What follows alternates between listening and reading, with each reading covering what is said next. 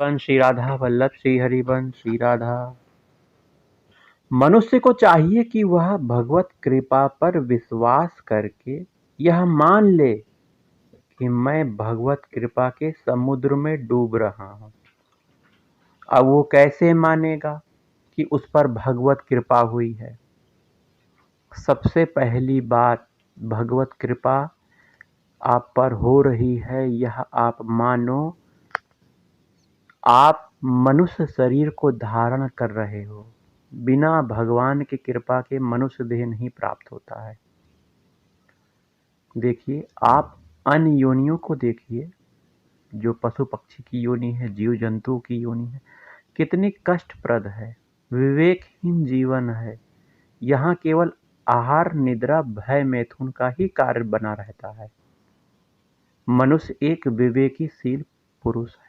मनुष्य विवेकशील प्राणी है। विवेकशीलता का अर्थ यह है कि वह अपनी बुद्धि मन का प्रयोग करके भगवत प्राप्ति कर सकता है।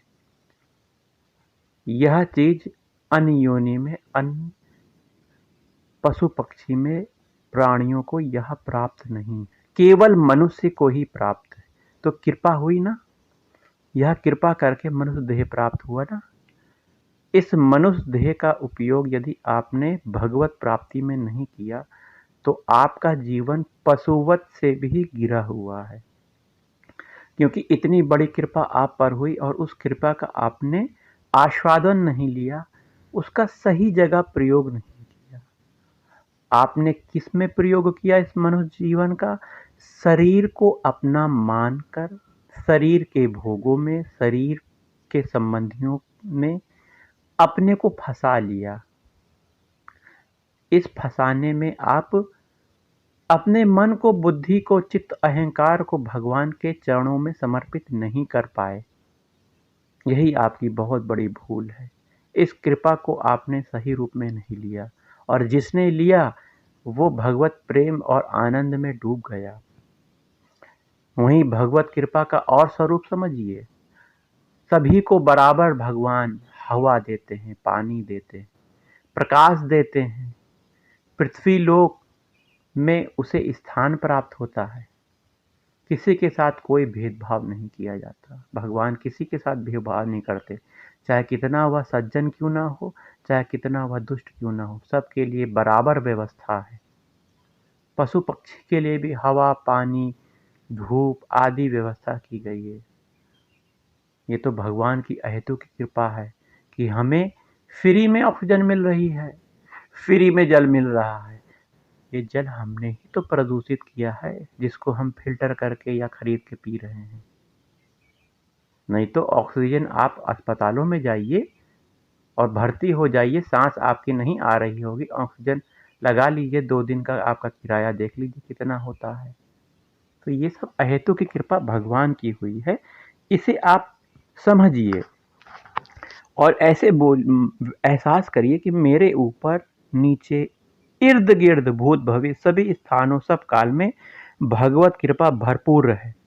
ऐसा मानते ही वह भगवत कृपा के प्रताप से तुरंत पाप और ताप से मुक्त होकर भगवान की भक्ति का अधिकारी हो जाता है।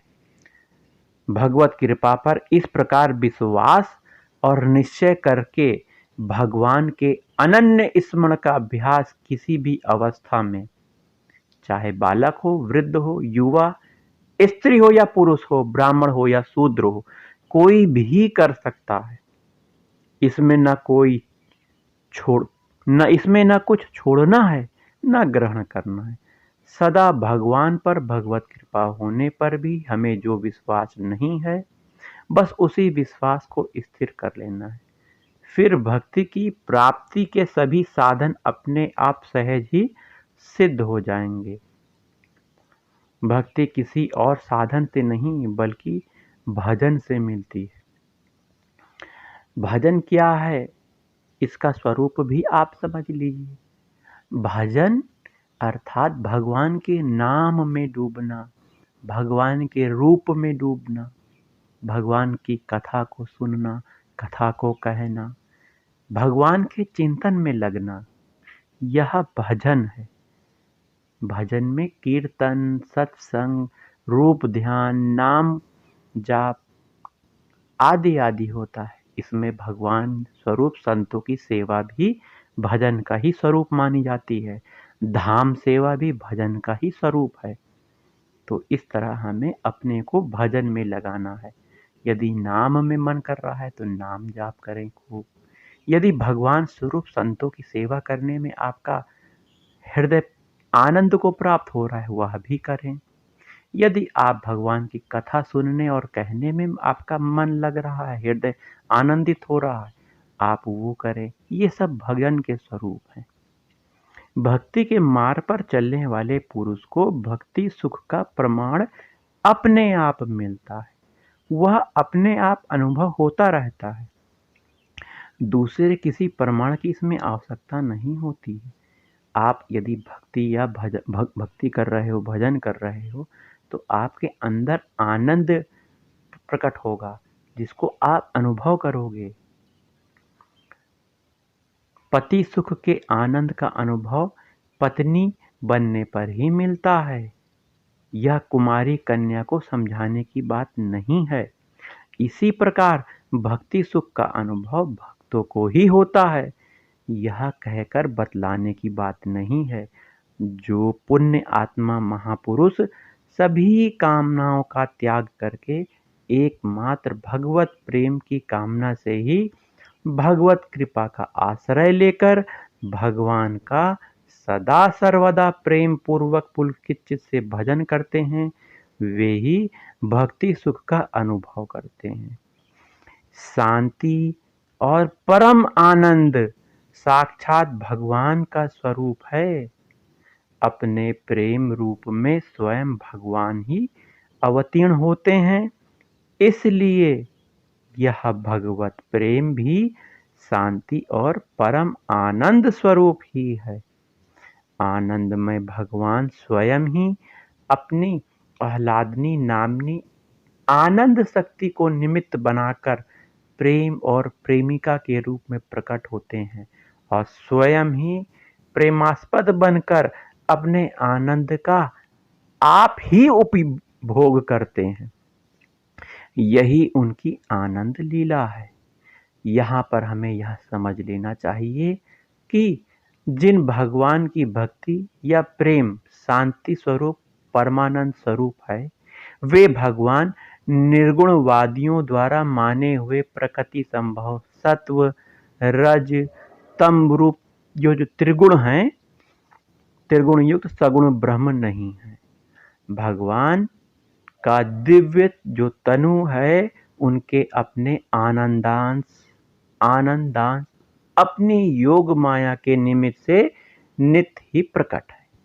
इसलिए आत्माराम मुनि जीवन मुक्त महापुरुष व्यास नारद सुखदेव जनक सनकादिक महात्मा उनके एक एक दिव्य गुण दिव्य आभूषण दिव्य गंध दिव्य मुरली ध्वनि दिव्य सौंदर्य पर मुग्ध हो जाते हैं। यदि भगवान में इस जगत प्रसवनी आवरण करने वाली मलिना माया के ही गुण का विकास होता या इसी से निर्मित उनका शरीर होता, तो माया की ग्रंथि को काटे हुए ब्रह्म स्वरूप महात्माओं का उनकी ओर इतना आकर्षण कभी नहीं होता। जो निर्गुणवादी जिस भगवत स्वरूप को शुद्ध सच्चिदानंद घन ब्रह्म कहते हैं, उसे वे और वेद जिसे नेति नेति कहकर संकेत से समझना चाहते हैं, वही मायातीत विज्ञानानंद परमात्मा भक्तों के प्रियतम भगवान श्री कृष्ण है। उनको शांति और आनंद के स्वरूप आनंद के समुद्र कहने से भी उनका यथार्थ वर्णन नहीं होता। उनका जो प्रेम है वही परम शांति परम आनंद स्वरूप है। इसी प्रेम का वर्णन हमारे परम पूज्य देवर्षि नारद जी करते हैं। भक्त सब कुछ भगवान को अर्पण कर देता है। अपने शरीर को, मन को, बुद्धि को, चित्त को, अहम को भगवान को समर्पित करता है। इसलिए उसके संबंध में किसी प्रकार की चिंता करने की उसे आवश्यकता नहीं होती। रहती है। उसको तो केवल एक प्रियतम भगवान श्री कृष्ण का चिंतन की ही चिंता रहती है। अगर वह चिंतन छूट जाता है तो उसे बहुत दुख होता है कि मैं भगवान के चिंतन से विमुख हो गया। स्त्री पुत्र धन जन मान आदि पदार्थ चले भी जाएं आ भी जाएं उसे कोई परवाह नहीं होती, क्योंकि वह तो पहले से ही भगवान के समर्पण करके सर्वथा अपने आप को अकिंचन बना चुका है। फिर उसके पास इसकी चिंता करने के लिए समय और चिंता करने का चित्त भी कहाँ है भैया। उसके चित्त को तो एकमात्र चिंता हरण चिंतामणि चिंता ने चुरा लिया है। वे चतुर चोर चूड़ामणि कभी उनके चित्त को वापस देना ही नहीं चाहते। ये चोर चूड़ामणि कौन है, चतुर कौन है? भगवान श्री कृष्ण ही तो हैं। फिर वह चित्त के अभाव में किसी हानि की चिंता कैसे करेगा वह भक्त, बताओ। अतः इस पथ के पथिक को लोक हानि की कोई चिंता नहीं करनी चाहिए। उसे तो सबके सार अर्थ श्री भगवान श्री कृष्ण के चरणों का ही चिंतन करना चाहिए। भक्त के हृदय में ऐसा होता भी है। प्रेम की प्राप्ति होने पर लौकिक और वैदिक कर्म छूट जाते हैं। जानबूझकर उसका स्वरूप त्याग नहीं करना पड़ता। समर्पण का अर्थ उनका मन से समर्पण ही है। फिर जब प्रेम उच्च दशा प्राप्त होती है तब विधि निषेध के परे पहुंच जाने के कारण ये सब कर्म स्वतः ही उसे विधि के बंधन से मुक्त कर अलग हो जाते हैं। उस स्थिति का यही नियम है। परंतु जो जानबूझकर प्रेम के नाम पर शास्त्र विधि का त्याग करता है उसे भक्ति की सिद्धि सहज में नहीं होती। इसीलिए संत महात्मा कहते हैं कि लोक व्यवहार का त्याग जानबूझकर मत करो। फल की कामना छोड़कर कर्म करते रहो। निष्काम कर्म करने वाला अपने आप ही लोक हानि की चिंता से छूट जाता है। उसके वे भगवत प्रेम प्रीत्यर्थ निष्काम भाव से किए हुए लौकिक कर्म भक्ति की प्राप्ति में साधक बन जाते हैं।